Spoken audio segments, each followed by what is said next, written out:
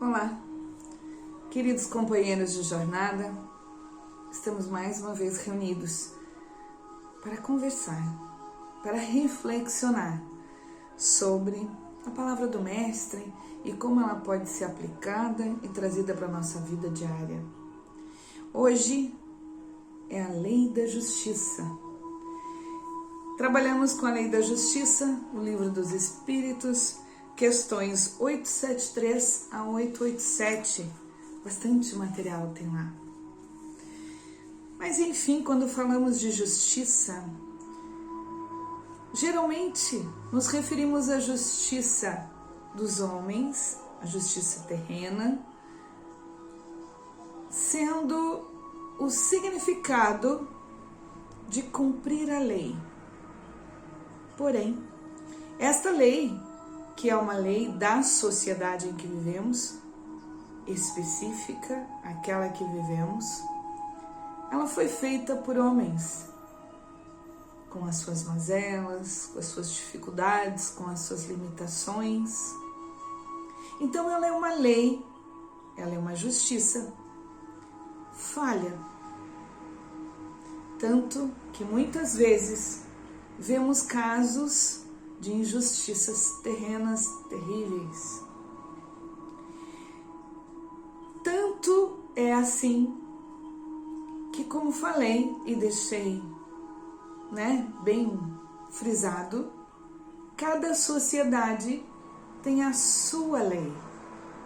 Então, muitas vezes, o que é justiça para um determinado lugar, para uma determinada região, para um determinado lugar do planeta, para outro não é nenhum tipo de crime, nenhum tipo de contravenção, e assim segue a vida. Quando tratamos de justiça divina, isso é diferente. A justiça divina é uma lei imutável, como todas que Deus nos deu, criou e nos colocou dentro da consciência crística de cada um. O que é justo aos olhos do divino é sempre justo.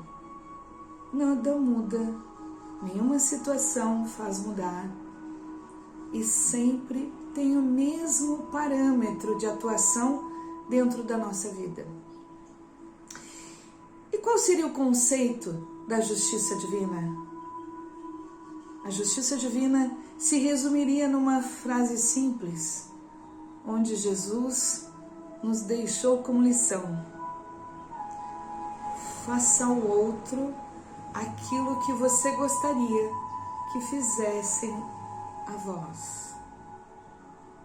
Então, tudo aquilo que a gente vai fazer, promover, dizer ou pensar em relação ao outro, que não seria bom para a minha vida,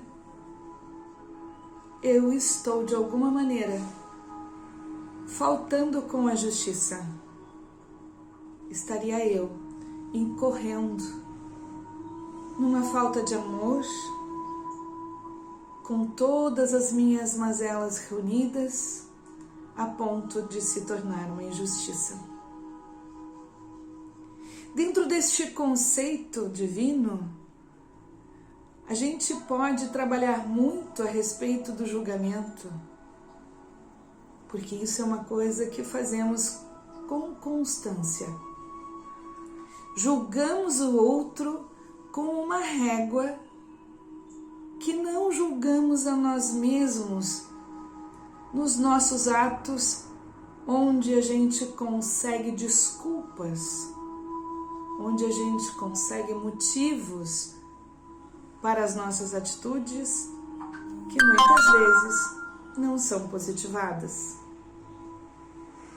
Então, que essa régua do julgamento consiga ser diferenciada, que a gente consiga usar a mesma régua para medir a postura e a atitude do outro como a nossa quando nós atuamos em relação à vida do outro. Quando falamos de justiça, também está a maledicência. que a gente também usa com frequência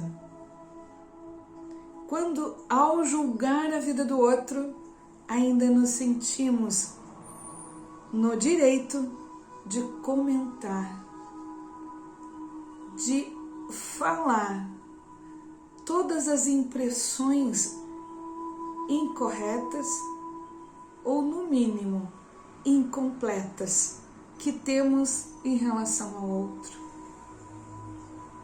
Assim, vamos criando teias de pequenas e grandes injustiças no nosso dia a dia. Fazemos com frequência também aquilo que na verdade é o mais comum. Tudo aquilo que nós desconhecemos ou de alguma maneira nos foge a compreensão ou não vivenciamos neste momento da vida terrena, a gente tem a tendência de destruir. Exemplos? Encontramos num campo verde que a gente acha bonito, encontramos uma cascavel. O homem, o ser humano, ele tem a tendência de olhar para o animal e dizer: eu não gosto da cascavel. Eu não conheço, né?